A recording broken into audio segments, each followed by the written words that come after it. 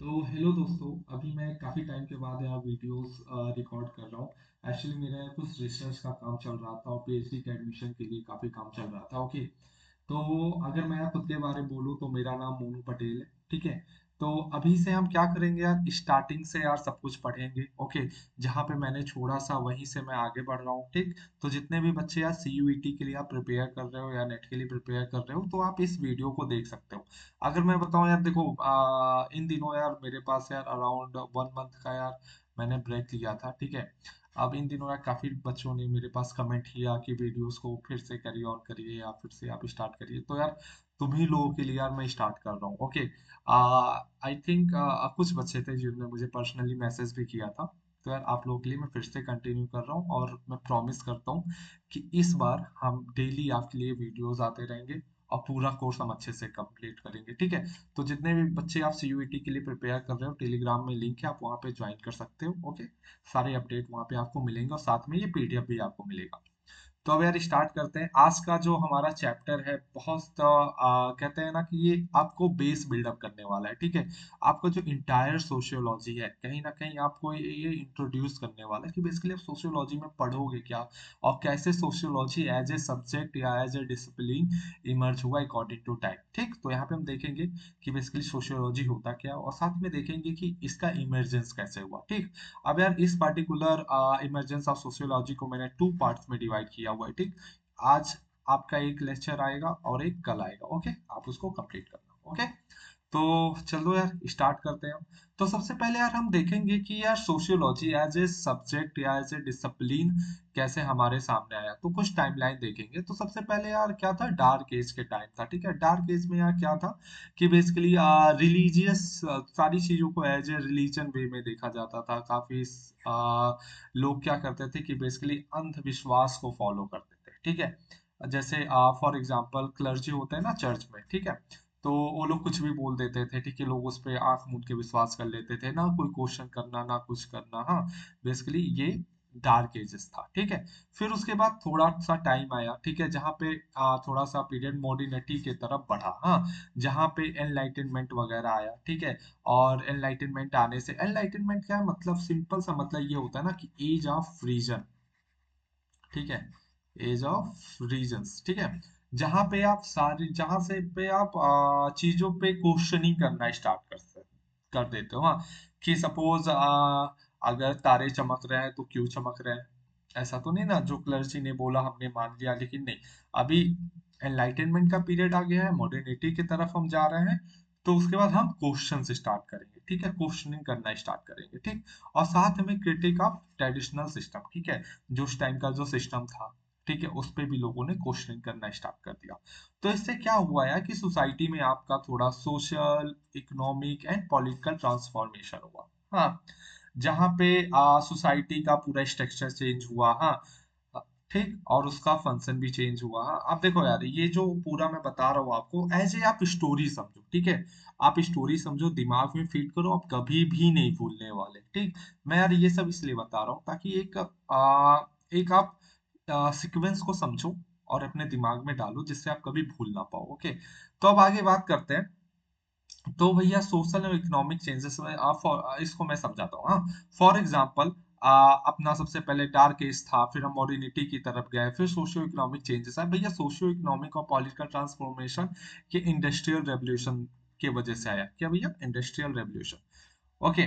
तो इसमें क्या हुआ कि सपोज उस टाइम पे यार काफी चीज बेसिकली निकल के आ रही थी, काफी चीजों को इन्वेंट किया जा रहा था। ठीक है। जिसकी वजह से क्या हुआ भाई, ये सपोज कोई इंडस्ट्रीज वगैरह सेटअप हुई इस एरिया में। ठीक है। अब सपोज यहाँ पे सब लोग रहते हैं। ठीक। अब लोग यहाँ बेरोजगार है। ठीक है। लोग एम्प्लॉयमेंट के चक्कर में थोड़ा सा अर्बन एरिया की तरफ या फिर इंडस्ट्रियल एरिया की तरफ जाएंगे। ओके। तो फिर क्या हुआ, अब धीरे धीरे इधर भीड़ लगने लगी। ठीक। अब इधर बहुत क्राउड हो गया भैया। हाँ। साथ में ठीक है इकोनॉमिक चेंजेस आए, सोशल चेंजेस आए, पॉलिटिकल चेंजेस आए, लेकिन साथ में कुछ प्रॉब्लम्स भी तो आया। जैसे कि यहाँ पे क्या हुआ। हाँ। कि मतलब हाउसिंग की प्रॉब्लम होने लगी, सैनिटेशन की प्रॉब्लम होने लगी। ठीक है। हाँ। और काफी बीमारियां वगैरह फैलने लगी। ठीक है। तो ये सब कुछ प्रॉब्लम्स आया। ठीक है। जैसे कि पावर्टी वगैरह, क्रिमिनल एक्टिविटी। अब देखो जो तुम्हारा पॉवर्टी है ना क्रिमिनल एक्टिविटी से कैसे लिंक होता है। ठीक, अब सिंपल सी बात है यार, जहां पे ज्यादा अनएम्प्लॉयमेंट होगा वहां पे आप देखोगे क्राइम रेट बहुत ज्यादा होगा। ठीक, तो and also rise of nuclear family. अब सिंपल सी बात है यार, पहले यहाँ पे सब फैमिली के साथ रहते थे, ठीक है, लेकिन यार जब इंडस्ट्री लग गई भैया तो इट्स नॉट पॉसिबल ना कि हम फैमिली के सारे लोगों को लेकर आए वहां पे। ठीक, तो मान लो मैं आ गया यहाँ पे काम करने, ठीक है, मेरे दो बच्चे आ गए लेकिन माता पिता सपोज यही है, ओके, तो ये सिस्टम है कि फैमिली को न्यूक्लियर किया गया। अगर आप इसका मतलब नहीं समझते हो न्यूक्लियर फैमिली, तो सिंपल सा मतलब यही होता है कि आप जो आपका मेन फैमिली है जहाँ पे आपके माँ बाप और चाचा चाची रहते हैं, उनको छोड़ के आप, ठीक है, एक नए जगह आ गए जहाँ से पे आप अपने बीवी बच्चों के साथ रहते हो, ओके, उसको न्यूक्लियर फैमिली हम बोलते हैं। ओके, तो फिर आगे देखते हैं। हाँ, अब ये सब या कुछ प्रॉब्लम्स आए, ठीक है, अब इसको क्वेश्चनिंग करना स्टार्ट हुआ और इसका सॉल्यूशन ढूंढना स्टार्ट हुआ। हाँ, कुछ क्रिटिकल सोसाइटल इश्यूज भी उठाए गए, ठीक है, और फिर इसके बाद क्या हुआ, rise of intellectual and scientific thought. Okay, अब यहाँ पे यार कुछ साइंटिफिक थॉट वगैरह आने लगा, लोगों ने सॉल्यूशन देना स्टार्ट किया, ठीक है, और सब चीजें स्टार्ट की। ठीक, और फिर साथ में इसके बाद क्या हुआ, तो sociology as a new discipline निकल के सामने आ गया। ओके, क्या हुआ, sociology as a new discipline आपका निकल के सामने आ गया। हाँ, जहाँ पे इमरजेंस ऑफ सोशियोलॉजी हुआ। ठीक, एक बार देखो, एक बार हम फिर से समझते हैं, ठीक है, ज्यादा कुछ इसमें रॉकेट साइंस नहीं है। आई नो यार कि बहुत से बच्चे ऐसे होंगे कि जो सोशियोलॉजी बैकग्राउंड के नहीं होंगे। हाँ, बहुत बच्चे ऐसे होंगे कि अभी सोशियोलॉजी स्टार्ट किया हुआ। ठीक, तो आ, आपको क्या, देखो यार, आज सिंपल सी बात है ना कि अगर आप कोई सब्जेक्ट पढ़ रहे हो, हाँ, जब तक आपको फील नहीं आता ना तब तक आपको मजा नहीं आता। अभी आपको हो सकता है थोड़ी बोरिंग लग रही हो, लेकिन आप ट्रस्ट करो यार, कुछ दिन आप पढ़ के देखो, आपको बहुत इंटरेस्टिंग लगने लगेगा ये सब्जेक्ट। ओके, तो एक बार फिर से हम रिवाइज करते हैं कि क्या क्या सोचा। हाँ, तो यार पहले क्या था, पहले अपन लोगों का डार्क एज चल रहा था, ठीक है, जहाँ पे लोग रिलीजन को बहुत बढ़ावा दे रहे थे। वहां पे कोई क्वेश्चंस वगैरह नहीं, जो बोल दिया, जो रिलीजियस गुरु होते थे जो बोल दिया वो लोगों ने मान लिया। ठीक है, फिर उसके बाद क्या हुआ भैया, थोड़ा सा मॉडर्निटी की तरफ आया, जहाँ पे लोग धीरे धीरे मॉडर्निटी की तरफ बढ़ते गए। हाँ, जो यहाँ पे बेसिकली एनलाइटनमेंट का आपका पीरियड स्टार्ट हो गया। हाँ, जहाँ पे लोगों ने क्वेश्चंस करना स्टार्ट किया। ओके, फिर उसके बाद क्या हुआ, आपका सोशल और इकोनॉमिक और पॉलिटिकल रिफॉर्म आया, जहाँ पे इंडस्ट्रियल रेवोल्यूशन वगैरह आया। ठीक है, अब इंडस्ट्रियल रेवोल्यूशन साथ में आपका इकोनॉमिक भी चेंज हुआ, ठीक है, सोसाइटी का स्ट्रक्चर भी चेंज हुआ, लेकिन साथ में कुछ सोशल इश्यूज भी लेकर आया जो मैंने डिस्कस किया। ठीक है, तो उसको क्वेश्चनिंग करने के लिए, ठीक है, हमारे सोशल साइंटिस्ट वगैरह आते हैं, कुछ इंटेलेक्चुअल लोगों का राइज होता है। ठीक, तो उसके बाद जाके हमारा sociology as a subject emerged होता है। ओके, तो यार आज एक बेसिक सा, ठीक है, सब जितने लोगों तक यार वीडियो पहुंच रही है, ठीक है, 5 10 कितने भी लोगों के पास ना, अगर आप इस वीडियो को देख के यहाँ तक पहुंचे हो तो आप बस एक काम करना, ठीक है, आपको कुछ नहीं करना है, सोशियोलॉजी का एक डिफिनेशन लिखना है। ओके, जो आप समझते हो सोशियोलॉजी एज ए सब्जेक्ट आप कमेंट में लिख के चले जाओ। ओके, और पक्का मैं सबके कमेंट्स को पढ़ूंगा और पक्का मैं उस पर कुछ फीडबैक दूंगा आपको। ओके,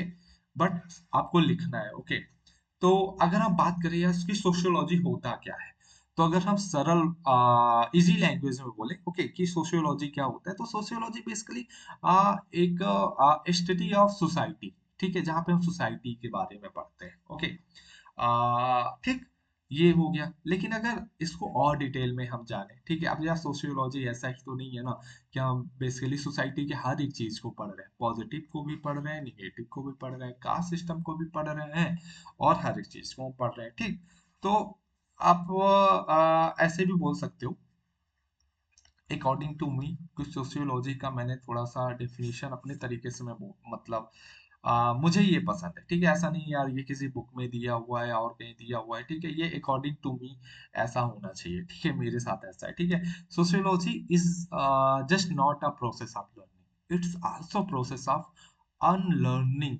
ठीक है, unlearning the things. Okay, unlearning, अब आप सोचोगे यार कि अनलर्निंग क्या हो गया भैया, ये भैया, सॉरी, हाँ, ओके, हाँ, ये अनलर्निंग शब्द मैंने जो वर्ड है मैंने इसलिए इसमें यूज किया है क्योंकि यार आप देखोगे ना कि लाइक आप जब से आप पैदा हुए हो, आप धीरे धीरे बड़े हो रहे हैं, साथ में हर एक स्टेज में आपको कुछ इनइक्वलिटी डाल दी गई है, जेंडर्स का रोल डाल दिया गया है कि ये लड़के करते हैं, ये लड़कियां करती हैं, ये लड़के नहीं करते, ये लड़कियां नहीं करती हैं। ओके, कुछ रिस्ट्रिक्शंस वगैरह डाला गया है, बहुत कुछ डाला गया है, ठीक है। और काफी इनइक्वलिटीज वगैरह डाली गई है, जैसे क्या है कि सपोज आप ब्राह्मण्स की फैमिली में ये सिखाया जाता है कि आप नीचे से सपोज कोई नीचे कास्ट का आदमी है तो अगर उनके घर में जाएगा तो स्लीपर बाहर निकाल के जाएगा, ठीक है।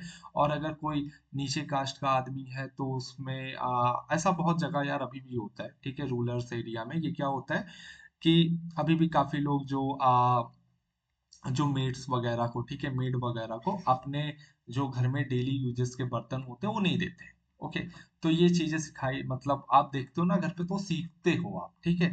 तो आप ऐसे जनरेशन टू जनरेशन चलती आ रही है, ठीक। लेकिन एज ए सोशियोलॉजिस्ट, ठीक है, अब यार आप लोग भी सोशियोलॉजी पढ़ते हो, then you also as a sociologist ना, आपको ऐसे बनना पड़ेगा। ओके, ये जो थियरी है हमें केवल पढ़ के नहीं रखनी, इसको इम्प्लीमेंट करना है, ठीक। तो आप केवल यार आप ये सब चीजों को अनलर्न ही तो करोगे, ठीक है। तो ये बेसिकली थोड़ा सा आई नो थोड़ा अजीब सा है बट इट्स गुड, ओके, मेरे लिए बहुत काम की चीज है क्योंकि यार मैंने काफी कुछ अनलर्न किया है सोशियोलॉजी पढ़ के, ठीक है। तो ये थोड़ा सा इंट्रोडक्शन था व्हाट इज सोशियोलॉजी और टाइमलाइन हमने डिस्कस किया, ठीक है। अब नेक्स्ट चीज बहुत इंटरेस्टिंग चीज है यार, ये कि अब बहुत ट्रिकी भी है, हाँ, कि सोशियोलॉजी है कॉमन सेंस, ठीक है। बेसिकली ये दोनों अलग अलग चीज है, इन दोनों में डिफरेंस क्या है। तो सबसे पहले कॉमन सेंस हम देखते हैं। अब कॉमन सेंस क्या होता है, जो हम डे टू डे लाइफ में डेली सीखते हैं समझते हैं, वो तो यार कॉमन सेंस ना। फॉर एग्जाम्पल यार सपोज कोई बहुत पुअर है, ठीक है, कोई पुअर आदमी है, तो आप यही बोलोगे ना कि यार ये बंदा यार लेजी है, ठीक है, काम करना नहीं चाहता इसीलिए पुअर है, हाँ, ये डिजर्व करता है पुअर होना, ठीक है।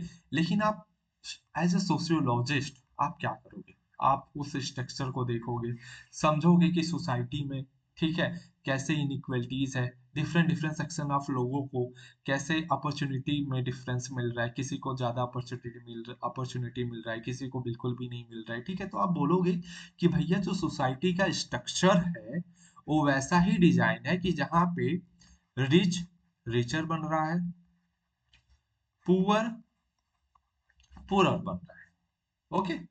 तो ये सोसाइटी का स्ट्रक्चर ही है। लेकिन अगर आप कॉमन सेंसिकल लैंग्वेज में बोलोगे तो आप यही बोलोगे ना, वो बंदा पुअर इसीलिए है यार क्योंकि वो काम नहीं करना चाहता, ठीक है। तो ये थोड़ा सा डिफरेंस। अब देखो, अब ये जो सोशियोलॉजी वाला बंदा है, ठीक है, इसके पीछे कुछ थियोरी लगाएगा, लॉजिक कुछ लगाएगा, ऐसे ही थोड़ी ना बोल देगा। लेकिन ये जो बंदा है ना, जो मन में आया, ठीक है, कॉमन सेंस है अपना, ठीक है, हो गया, ठीक है, मैंने बोल दिया, ठीक, बिना ऐसे कुछ लॉजिक लगाए, बिना कुछ किए रिसर्च वगैरह किए, इसने ऐसे बोल दिया, बिना किस थ्योरी के, ठीक। तो ये अपना थोड़ा सा डिफरेंस था सोशियोलॉजी एंड कॉमन सेंस में, ओके। तो एक बार देख लेते हैं, ठीक। अब ये जो कॉमन सेंस होता है और डे टू डे एक्टिविटीज से डिराइव्ड होता है, ठीक है, अपने रूटीन रूटीन एक्टिविटी से होता है, ओके। अब ये बेसिकली फॉर ग्रांटेड लेते हैं और अनक्वेश्चनड होते हैं, ठीक। और ये ओके, सॉरी सॉरी, हाँ, तो ये based on individualistic and naturalistic assumptions पे होता है, ठीक है। जैसा कि ये मैंने एग्जांपल लिया कि peoples are poor because they are lazy, okay. अगर सोशियोलॉजी की बात करें तो ये यहाँ पे हम इन्वेस्टिगेट करते हैं, रिसर्च करते हैं, ठीक है, एक पैटर्न ड्रॉ करते हैं तो चीजों को हम लिखते हैं, ओके। साथ में कुछ थियरीज वगैरह होती हैं जो हम प्रूव करते हैं, और साथ में यार देखो कुछ एविडेंस होता है, लॉजिक होता है, रीजनिंग होता है, जिसके बेस पे हम करते हैं और सिस्टमैटिक पैटर्न फॉलो करते हैं, ठीक है। और उसको एक्सप्लेन करते हैं हम, ठीक, सोशल इशूज को। तो इसमें देखा गया है जैसे peoples are poor due to structural inequality, okay. तो देखो यार, अगर मैं ज्यादा तेज पढ़ा रहा हूँ, ठीक है, वैसे मैं यार मेरा अगर आप पहले के लेक्चर्स देखोगे तो वहां पे मैं जब वीडियोस को देखता था तो ऐसा होता था ना कि मैं बहुत तेज पढ़ा रहा हूँ, ओके। लेकिन अभी यार मैंने कोशिश की है कि मैंने धीरे धीरे बोलना स्टार्ट करूँ या धीरे धीरे पढ़ाना स्टार्ट करूँ। लेकिन फिर भी अगर आपको कोई भी प्रॉब्लम है तो आप कमेंट में बोलो, मैं पक्का चीजों को ठीक करके हर एक वीडियो में आप मेरा प्रोग्रेस देखोगे, ओके, ठीक। तो ये कॉमन सेंस है, सोशियोलॉजी हमने डिस्कस की। तो भैया अब तक हमने क्या क्या डिस्कस किया एक बार फिर से देख लेते हैं। देखो मेरा पढ़ाने का तरीका ये है कि अगर मैं आपको 30 मिनट पढ़ा रहा हूँ तो मेरे दोस्त 30 मिनट में मैंने जो जो पढ़ा है सब कुछ आपके दिमाग में एकदम पेस्ट हो जाना चाहिए। ओके, और केवल ऐसा नहीं कि हमने रट लिया चीजों को समझो यार। सोशियोलॉजी यार ऐसा प्यारा सब्जेक्ट है ना कि आपको फील आना चाहिए कि हमने क्या पढ़ा। अब जैसे मैंने कॉमन सेंस का एग्जांपल दिया, तो आप उसको इम्प्लीमेंट करो ना कि ओके, कॉमन सेंस के लोग ये सोचते हैं, तो अभी हम ये सोचेंगे। ओके, तो सोशियोलॉजी एंड कॉमन सेंस। अब नेक्स्ट हम देखते हैं। हाँ, तो ये वाला पार्ट मैंने यहाँ कुछ नया ऐड किया हुआ है, ठीक है। ये बहुत इंपॉर्टेंट पार्ट है। यहाँ पे आपको, आपका क्या होगा, आपका इंट्रोडक्शन होगा। किससे इंट्रोडक्शन होगा? हमारे सोशियोलॉजिस्ट। ठीक। अब इसको पढ़ना कैसा है, इसका नोट्स कैसे बनाना है, मैं बहुत क्लियर कट में बता दे रहा हूँ यार कि आपको कोई भी एग्जाम फोड़ना है तो हैंड रिटन नोट्स, ठीक है, बनाने पड़ेंगे आपको। जितने अच्छे से नोट्स बनाओगे उतने अच्छे से रिवीजन कर पाओगे। ओके, तो इसको कैसे करना है, आप एक चार्ट पेपर लोगे, ठीक है, चार्ट पेपर आप लोगे एक, ठीक। वहां पे जैसे मैंने 70s 80s और 90s के थिंकर्स और उनके कंट्रीब्यूशन और साथ में उनके कीवर्ड्स। अब आप देखोगे ना यहाँ से, ठीक है, बहुत सारे क्वेश्चंस पूछे जाते हैं, बहुत सारे क्वेश्चंस। अगर आप इतना ही पढ़ लो, ऐसे बहुत से क्वेश्चंस आते हैं कि पूछा जाता है कि ये थिंकर्स पहले आया या ये थिंकर्स पहले आया, ठीक है, उनको क्रोनोलॉजिकल वे में लगाना होता है। ठीक, कुछ कीवर्ड्स वगैरह होते हैं जहाँ पे डायरेक्ट पूछे जाते हैं, ठीक है।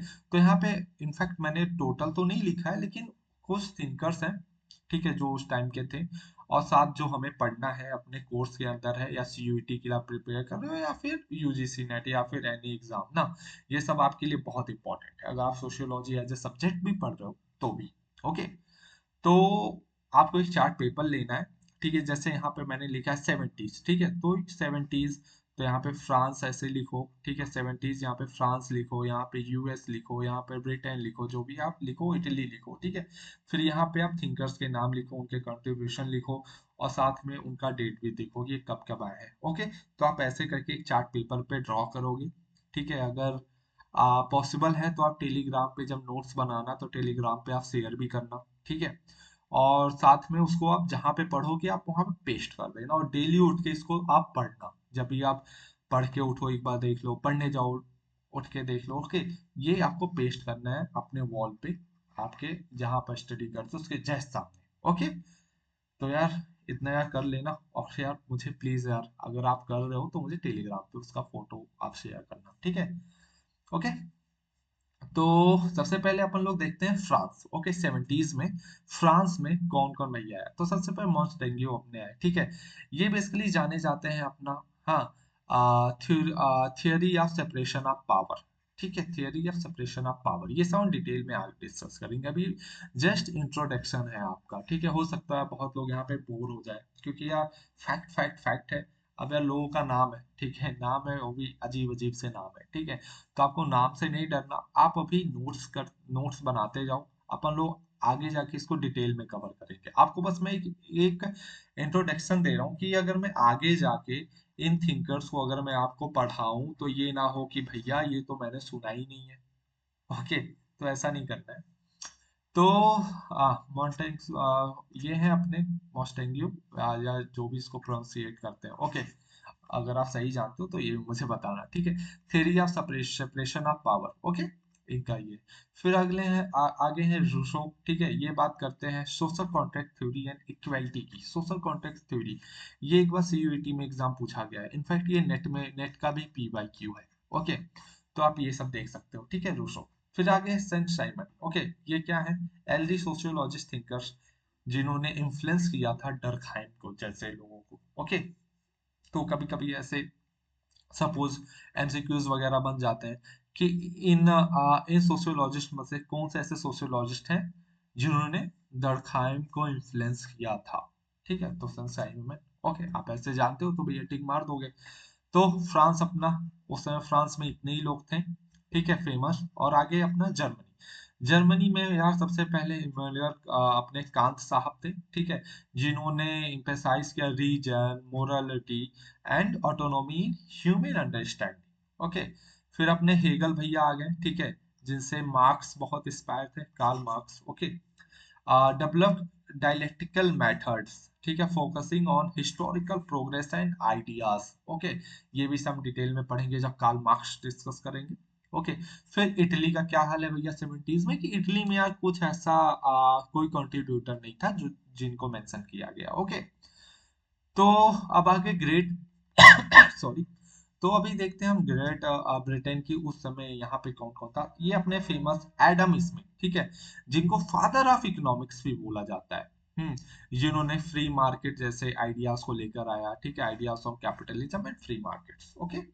और फिर डेविड रिकार्डो, ठीक है, ये भी अपने इकोनॉमिस्ट है, और जिन्होंने वर्क किया है theories of rent, wages and profit. Okay. ऐसे यार देखो, ऐसे यार डायरेक्टली ईयर वाइज या क्वेश्चंस पूछे गए हैं, ठीक है। अब जैसे डेविड रिकार्डो को कोई नहीं जानता तो ये सोचेगा भैया ये कौन है, ठीक है, लेकिन अगर आप ये वीडियो देखे हो, आप ऐसे कॉपी पेस्ट करके एक चार्ट पेपर चिपकाए हो, डेली पढ़ रहे हो, डेली देख रहे हो, तो आपको समझ में आ जाएगा यार। ओके। फिर United Nations sorry United states में भी ऐसा कोई नहीं था मेजर कंट्रीब्यूटर। अब बात करते हैं एटीज की, ठीक है, एटीज में कौन कौन से थिंकर्स निकल के आए और उनका कंट्रीब्यूशंस क्या क्या था। ओके। देखो, थोड़ा बोरिंग लग रहा होगा दोस्त, लेकिन कोई नहीं, हमें एग्जाम फोड़ना है, ठीक है, और अच्छे से पढ़ना है। तो बोरिंग जैसा कोई चीज नहीं है, अच्छे से पढ़ो और अच्छे से मजे लो। ओके। तो अगर बात करें एटीज की, तो सबसे पहले फ्रांस में देखेंगे सबसे मशहूर ये पापा ऑफ सोशियोलॉजिस्ट, जिन्हें बोलते हैं, sorry, papa of sociology, father of sociology. Okay. Father of sociology है ये कौन, अगस्ट कॉम्ट। ओके। इनका कंट्रीब्यूशन क्या था, founder of sociology, coined the term sociology, ये भी सीयूईटी में कभी क्वेश्चन पूछा गया है। और साथ में पॉजिटिविज्म को ये बहुत बढ़ावा देते थे, ठीक है, जहाँ पे scientific methods in social sciences, basically positivism को, सॉरी, हाँ, पॉजिटिविज्म को, ठीक है, अगर हम अगर जो बच्चे नए नहीं जानते तो सिंपल सी बात ये है, जैसे यार साइंस एज ए सब्जेक्ट होता है ना, साइंस फिजिक्स बायोलॉजी होता है ना, तो उसमें कुछ लाइक साइंटिफिक मेथड्स होते हैं, हाँ, तो उसी को बोला गया है, जो सोशल साइंस को एज ए साइंस समझते हैं, ठीक है, उन्हें वो पॉजिटिविज्म, मतलब बेसिकली पॉजिटिविज्म की वजह से पॉजिटिविस्ट होते हैं, ठीक है, उसको पॉजिटिविज्म बोलते हैं, जो साइंटिफिक मेथड्स का यूज करते हैं सोशल साइंस में। ओके। तो ये टकवेली साहब है, इनका देखते हैं, explore democracy and social equality in the world, like democracy in America, most famous, ठीक है, analyse the relationship between individual freedom and societal structure. Okay. तो अपने ये मेन जो फर्स्ट लिस्ट है, एमाइल डरखाइम, अगर इनके बारे में बात करें, तो जिन्होंने यार सोशल कोहेजन की थ्योरी, कलेक्टिव कॉन्शियसनेस, और इनका कीवर्ड क्या है, division of labour in society, suicide वगैरह पे इनका एक्सटेंसिव वर्क है, ये सब हम बहुत अच्छे से देखेंगे, सोशल फैक्ट्स वगैरह, ठीक है। अब आगे जर्मनी की बात करें, तो एल फ्रीबर्ग साहब हैं, ठीक है, इन्होंने इनका कंट्रीब्यूशन की अगर बात करें, ठीक है, ये आप प्रोनाउंसिएशन या देख लेना, थोड़ा जर्मन वर्ड है तो ओके, हो सकता है, हाँ। तो कंट्रीब्यूशन की बात करें तो emphasizes the role of human agency and materialism in religion and society, his idea influence Karl Marx. Okay, ये भी वेरी इंपॉर्टेंट। ओके। ऐसे दे दिया जाएगा यार कि इनमें से कौन से थिंकर्स थे, कार्ल मार्क्स बहुत इन्फ्लुएंस्ड थे, ठीक है, तो आप वहां पे दे सकते हो, मतलब टिक आराम से आप क्वेश्चंस का आंसर ले सकते हो, +2 आप ले सकते हो। ओके। नेक्स्ट देखते हैं कार्ल मार्क्स। ओके। अब कार्ल मार्क्स की बात करें, इन्हें तो यार सब कोई जानता है, ठीक है, कैपिटलिज्म के क्रिटिक है, इन्होंने दिया है थ्योरी ऑफ हिस्टोरिकल मटेरियलिज्म दिया है। कीवर्ड की बात करें तो द कम्युनिस्ट मैनिफेस्टो इनकी मोस्ट फेमस बुक है, ठीक है, इनका और एगल्स का, ठीक है, दोनों ने मिलकर लिखा हुआ है, ठीक है। Explore class struggle and societal changes. और तीसरे की बात करें तो विलियम डेल्टी हैं, इन्होंने क्या किया, focused on understanding human experiences through interpretive method. Okay. William Dilthey, interpretive interpretive method. Okay, interpretive methods का मतलब आप समझ रहे हो, ठीक है, बेसिकली चीजों को पार्ट टू पार्ट, मतलब पार्ट कर देना, पार्ट से पार्ट कर देना। ओके, मान लो ये बहुत बड़ा सा है, इसको छोटे छोटे पार्ट में कन्वर्ट करके तब स्टडी करना, बेसिकली माइक्रो स्टडी करते हैं। चलो, अब मैंने यहाँ माइक्रो अब बता दिया है, तो साथ में एक बहुत अच्छा हम समझ लेते हैं व्हाट इज मार्को study and what is micro study. Okay. तो व्हाट इज मार्को and what is micro. Okay.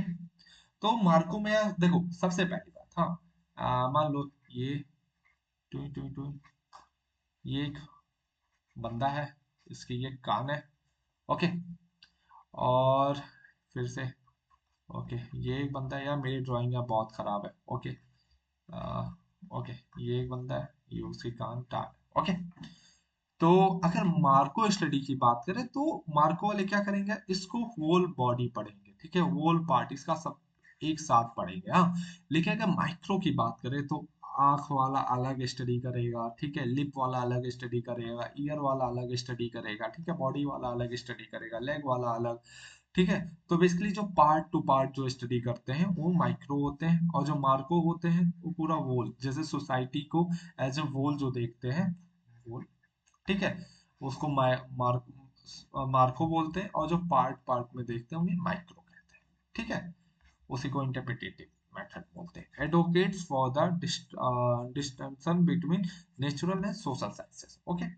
अब आगे फ्रेडरिक साहब का देखते हैं, जिन्होंने कंट्रीब्यूशन दिया है explore power, morality and the individual. His work influenced the sociology of culture. Okay. फिर आगे सिगमंड फ्रॉइड, ठीक है, ये बहुत इंपॉर्टेंट थिंकर है, जिन्होंने फाउंडर ऑफ साइको एनालिसिस, ठीक है, study the subconscious and its impact on human behaviour and society. Okay. Psycho analysis, ठीक है, ये इसके फाउंडर है, ठीक है, ये बहुत इंपॉर्टेंट है। ये सब आप देखो, हो सकता हो यार अभी आपको ज्यादा कुछ समझ में ना आ रहा हो, लेकिन एटलीस्ट आप नाम तो देख रहे हो, नाम तो सुन रहे हो, ताकि जब मैं आपको सिगमंड फ्रॉइड जब मैं डिटेल में डिस्कस करूं तो आपको पता चले कि ये भैया ने डिस्कस किया हुआ है, ठीक है, समझ में आपको आना चाहिए। ओके। आपको मैं ये नहीं बोल रहा हूँ कि आप चीजों को रट लो। ओके। बस मैं ये कह रहा हूँ यार, इन्हें कॉपी पेस्ट करो, ठीक है, अच्छे से चार्ट पेपर पे बनाओ, इसको लिखो, ठीक है, और आप पेस्ट कर दो अपने वॉल पे, ताकि आपकी नजर इस पे पड़ता रहे तो चीजें फेमिलियर हो जाए आपसे। ओके। फिर सिमल साहब की बात करें तो इन्होंने क्या किया, analysed individual society interaction, develop formal sociology. अगर इनका कीवर्ड्स की बात करें तो social forms, group dynamic and symbolic interaction. Okay. अब आगे मैक्स वेबर, ये भी बहुत फेमस आदमी है, ठीक है, कंट्रीब्यूशन इनका क्या है, तो सबसे पहले बात इन्होंने, ओहो, ओके, हाँ, वेस्टर्न हिंद का, ठीक है, वेस्टर्न हिंद जो है, ठीक है, ये कॉन्सेप्ट इन्होंने दिया था, ठीक है, वही इंटरप्रिटेटिव अंडरस्टैंडिंग। ओके। ये सब डिटेल में पढ़ेंगे जब मैक्स वेबर डिस्कस करेंगे, तो अभी लोड बिल्कुल भी मत लो। Okay. Analyse the relationship between religion capitalism, ठीक, और इनका जो मोस्ट फेमस वर्क है, the Protestant ethics and spirit of capitalism. Okay. और आगे बात करें, ये एम वेबर है। Okay. M Weber, okay, M Weber तो ये भी मैक्स वेबर, लेकिन ये मरियन वेबर है। ओके, आप इनको भूलना मत, ठीक। फोकस ऑन, और इन्होंने किस पे काम किया है, focus on gender and sociology, ठीक है, gender and sociology, work on the role of women in society and interaction of law and gender. Okay. अब इटली में भैया उस समय क्या हो रहा था, इटली में आपके दो थिंकर्स काफी चर्चा में थे, एक तो परेटो हो गए और एक मॉस्को हो गए। तो परेटो का क्या है, बेसिकली इन्होंने परेटो प्रिंसिपल दिया था 80-20 रूल वाला, ठीक है, और study social system and elite theory. Okay. अब मॉस्का की बात करें तो इन्होंने भी डेवलप किया था एलीट थ्योरी, बेसिकली दोनों ने मिलकर डेवलप किया था, and focusing on how power is concentrated in small ruling elite. Okay. तो अब ग्रेट ब्रिटेन, ब्रिटेन की बात करेंगे कि उन दिनों यहाँ पे क्या हो रहा था 80s में। ओके। ओके, हाँ। ओके। तो सबसे पहले हैरियट मॉन्टेग्यू, ठीक है, ये है, और इन्हें हम मदर ऑफ सोशियोलॉजी भी कहते हैं, ये आप नोट कर लो, फादर ऑफ सोशियोलॉजी भी है और मदर ऑफ सोशियोलॉजी भी है, ठीक है, आप ये नोट डाउन कर लो, मोस्ट इंपॉर्टेंट। ओके। तो इनका कंट्रीब्यूशन देखते हैं, तो ये फर्स्ट फीमेल सोशियोलॉजिस्ट है जिन्होंने ट्रांसलेट किया था कॉम्टे वर्क को, advocate for gender equality and social reform. Okay. अब नंबर 2 पे देखते हैं हर्बर्ट स्पेंसर। ओके। अब इनका कंट्रीब्यूशन देखते हैं, सबसे पहले applied drawing idea of society, social Darwinism, advocated the evolutionary development of society, ठीक, ये स्पेंसर साहब हो गए। और चार्ल्स डार्विन देखते हैं क्या, his theory evolution influence sociology particularly in idea adoption and survival in social structure. Okay, ये ग्रेट ग्रेट ब्रिटेन का था।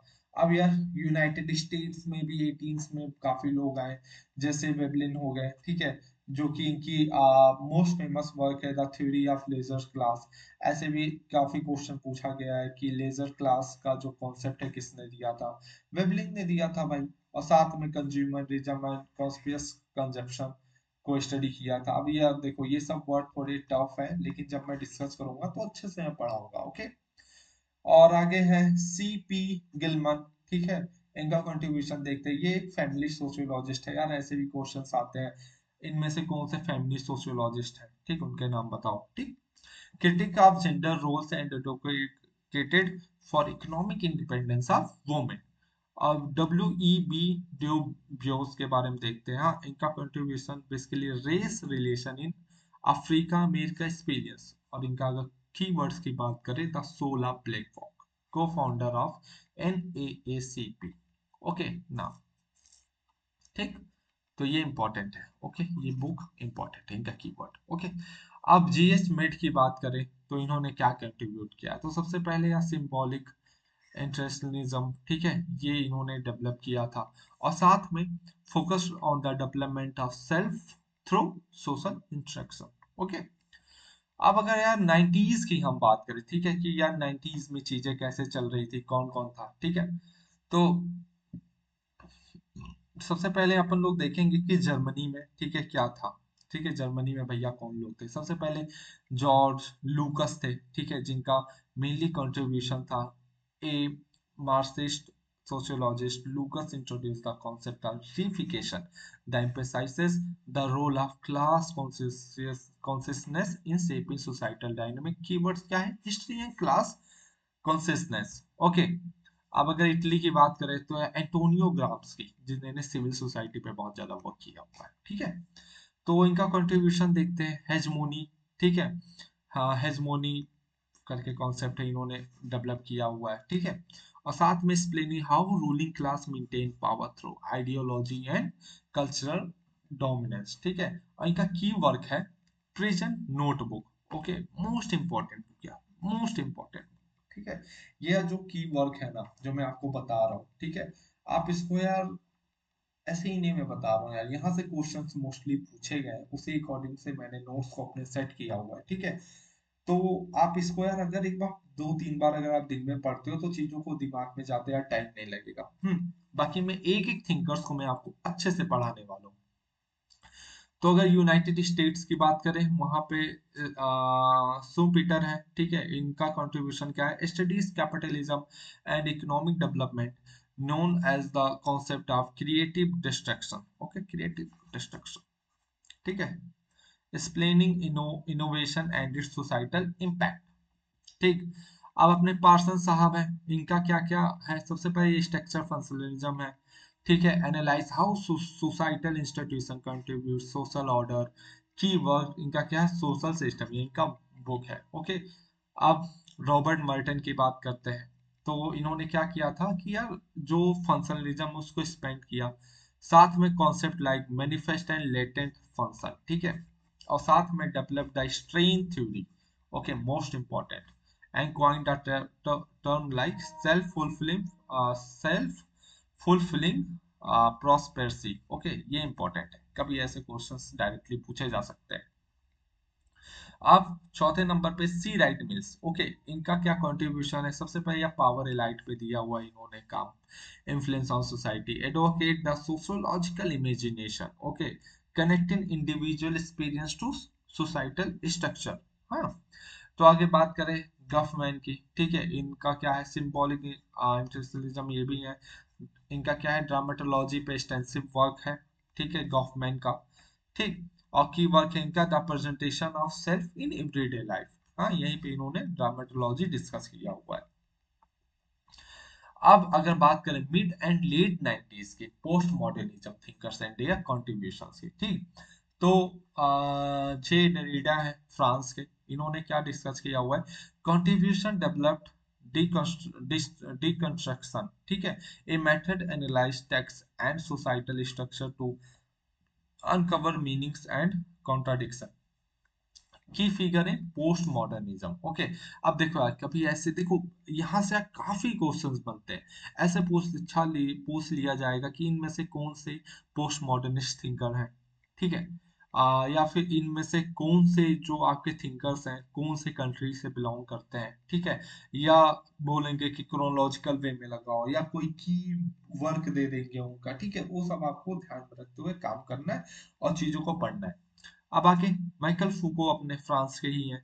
इनका फेमस जो कंट्रीब्यूशन है वो पावर, नॉलेज, डिस्कोर्स, ठीक है, इनके बीच में रिलेशनशिप, और इनका जो की वर्क है discipline and punish and the history of sexuality. Okay, और फिर बोर्डो की बात करें तो इन्होंने कॉन्सेप्ट दिया जैसे हैबिटस, कल्चर कैपिटल, फील्ड, ठीक है, जो कि पावर डायनामिक को सोसाइटी में एनालाइज करता है।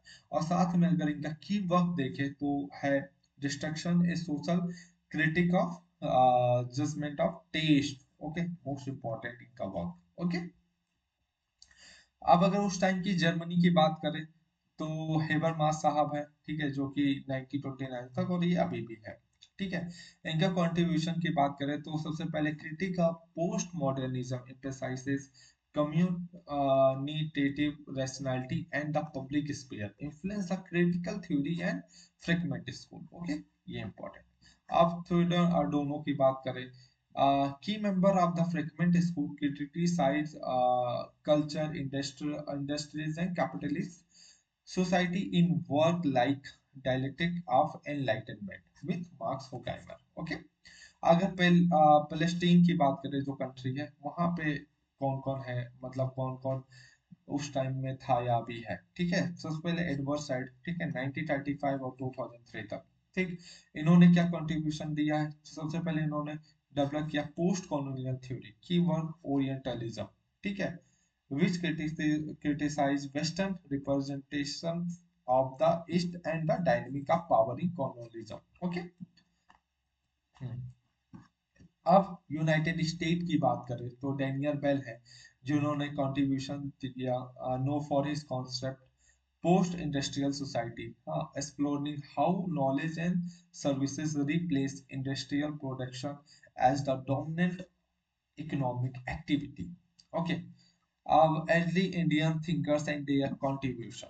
ओके, सबसे पहले अब यार इंडिया की तो यार बात कर लेते हैं, ये अपने वेस्टर्न थिंकर्स थे ढेर सारे, ठीक है। अब इंडियन थिंकर्स की बात करते हैं और उनके कंट्रीब्यूशन की हम लोग बात करेंगे। ओके, तो सबसे पहले राजा राम मोहन रॉय। ओके, 1772 से लेके 1833 तक, ठीक है, इनका टाइम पीरियड। अब इन्होंने कंट्रीब्यूशन क्या किया, इनको बोलते हैं फादर ऑफ मॉडर्न इंडिया। भाई साहब, ये नेट में डायरेक्टली पूछा गया था क्वेश्चन, ठीक है, सीयूईटी में भी ये पूछा जा सकता है, ठीक है, सीयूईटी में भी ये पूछा जा सकता है यार।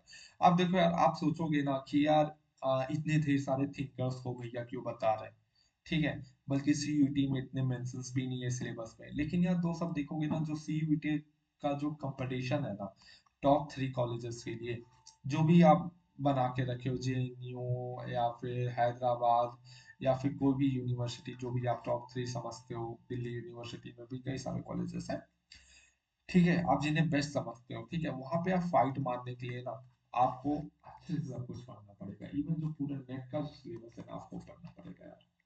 हाँ, तो कोई नहीं, आपको मैं देखो, इसीलिए मैं जब भी ऐसे क्वेश्चंस भी ऐड करता रहता हूँ, ऐसे भी पीवाईक्यूज वगैरह ऐड करते रहता हूँ जो नेट वाले हैं, ठीक है, नेट वाले जो, ठीक है, आपको एक लेवल भी मैं दे रहा हूँ, ठीक, कंपटीशन को डील करने के लिए। तो आप बिल्कुल टेंशन मत लो, लेक्चर्स को लगाते रहो, सुनते रहो, समझते रहो, और चीजों को याद रखो, और समझ के याद रखो, और कभी भूलोगे नहीं, आई प्रॉमिस। ओके, तो राजा राम मोहन रॉय, ठीक है, जिन्हें फादर ऑफ मॉडर्न इंडिया भी बोलते हैं, ठीक है, जहाँ पे सोशल रिफॉर्म्स वगैरह काफी इन्होंने किया, लाइक एबोलिशन ऑफ सती, ठीक है, promotion of women education, play role in Bengal renaissance. Okay, अब ज्योतिबाई फूले, ठीक है, इनका भी कंट्रीब्यूशन है, like focus on caste and gender inequality, advocated for education of women oppress caste. इनका की वर्क है गुलामगिरी। ओके, तो नेक्स्ट है अपने महात्मा गांधी, कौन है? महात्मा गांधी। ओके। इनका अगर कुछ कंट्रीब्यूशन देखेंगे तो explore the relationship between society, politics and religion, advocate the non violence, ahimsa, self reliance and communal harmony. Okay. अब बात करते हैं मॉडर्न इंडियन थिंकर्स जो 90s के हैं एंड देयर कंट्रीब्यूशन क्या है। तो सबसे पहले देखेंगे हम डॉक्टर भीमराव अम्बेडकर। ठीक है। इनका कंट्रीब्यूशन देखेंगे, आर्किटेक्ट ऑफ इंडियन कॉन्स्टिट्यूशन, आपको पता ही होगा, focus on cast operation and social justice. और जो इनका की वर्क है वो इनियलेशन ऑफ कास्ट है एंड द प्रॉब्लम ऑफ रूपी है। ठीक है। अब आगे बात करते हैं एम एन श्रीनिवास का। इनका फेमस का कंट्रीब्यूशन क्या क्या है। तो सबसे पहले develop concept Sanskritisation, dominant caste और studied village structure and caste dynamic in India. Okay. अब राधा कमल मुखर्जी के बारे में जानते हैं। ठीक है। इनका कंट्रीब्यूशन देखते हैं। इनका contribution work on social ecology. ठीक है। ये तो सोशल इकोलॉजी, ये सब कुछ की वर्ड्स हैं, आपको पता होना चाहिए। बाकी बल्कि मैं सब कुछ मैं डिस्कस करूंगा, लेकिन आप जस्ट चीजों से इंट्रोड्यूस हो जाओ। ठीक है। ऐसा ना हो कि मैं राधा कमल मुखर्जी बोल रहा हूँ तो आपके दिमाग में ना आए, लेकिन अगर आप इसको पढ़े हो तो आपको दिमाग में आ जाएगा, ओके ओके ये सोशल इकोलॉजी से बिलोंग करते हैं। ओके। और आगे culture and human values, one of the early prominent of sociology as a academic discipline in India.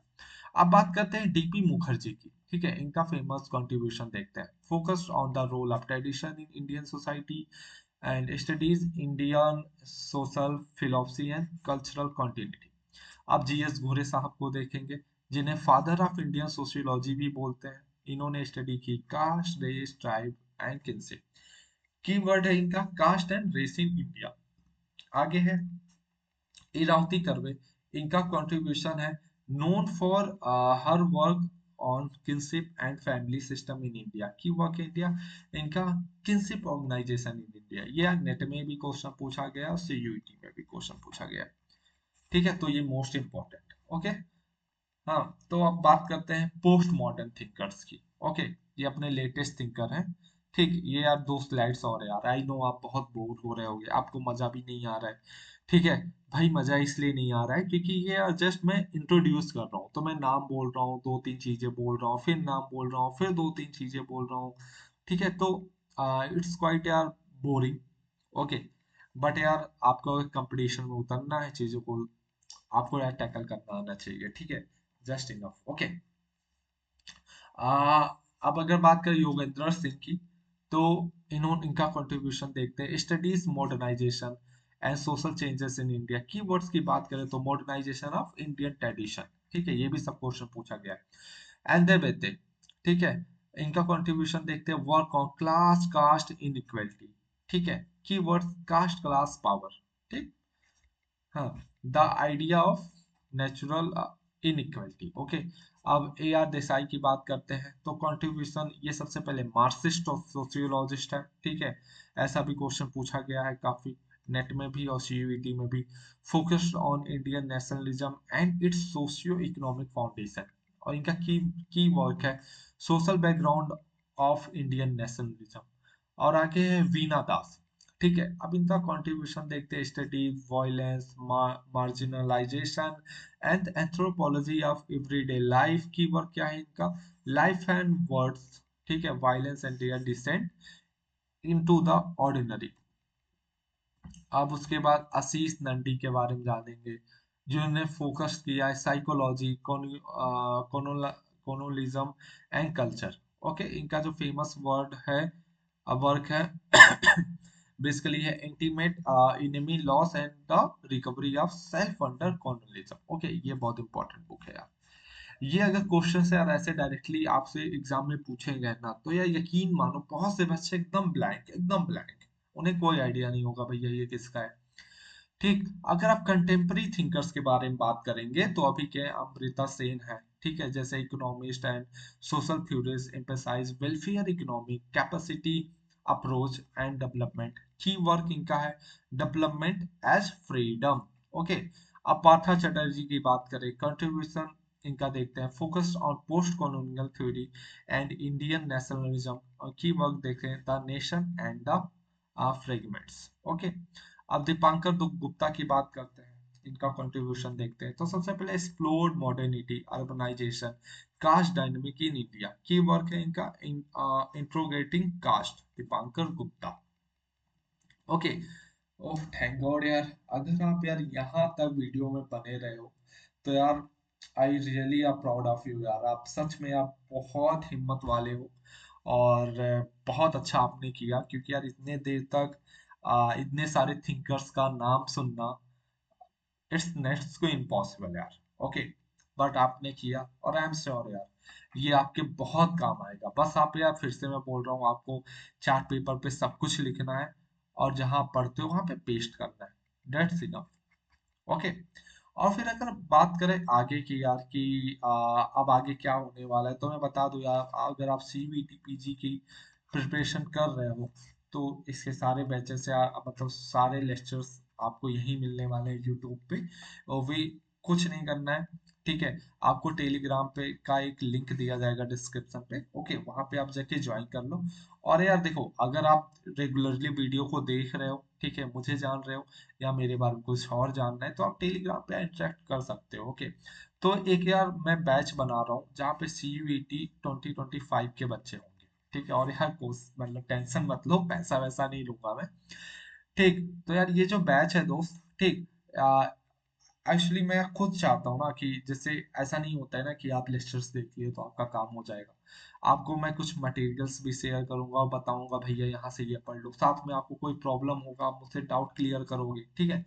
तो यार आप मुझसे जितने भी बच्चे हो, आप प्रिपेयर कर रहे हो, तो यार कुछ नहीं करना है, आप टेलीग्राम पे जाओ, अपने बारे में बताओ कि बेसिकली आप कहाँ से हो, ठीक है, आप कौन से कॉलेज में एडमिशन लेना चाहते हो, बेसिकली आपका टारगेट क्या है। ओके।